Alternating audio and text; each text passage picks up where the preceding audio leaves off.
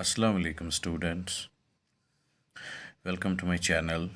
Today we are going to solve the exercise chapter number 10 Civics class 7th structures of the governance in J&K and Ladakh UTs. So the part 1 is answer the following questions in brief. Number 1, in how many union territories and states India is divided into?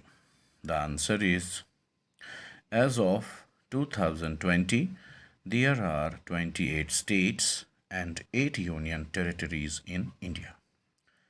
Number 2, how Lieutenant Governor is appointed?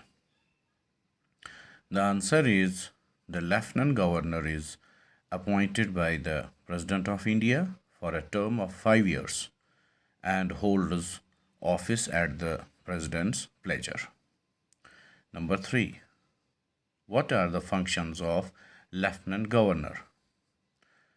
The answer is, union territories are administered by the Lieutenant Governor. He acts as the nominal head of the union territories. Number 4, write briefly the functions of a district collector.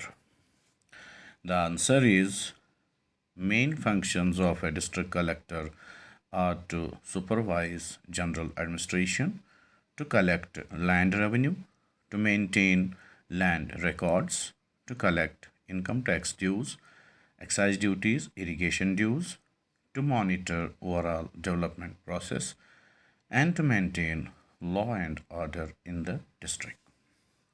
So the part 2 is fill in the blanks. The right answers are here. Number 1, the principal unit of administration in a union territory is the district, and its head is known as District Development Commissioner, who is a district magistrate. Number 2, the head of administration in the subdivision is known as Deputy Commissioner, who is a subdivisional magistrate.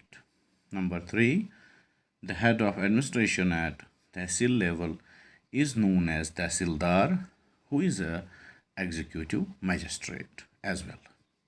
So we have solved this exercise chapter 10 Civics class 7th. Thank you.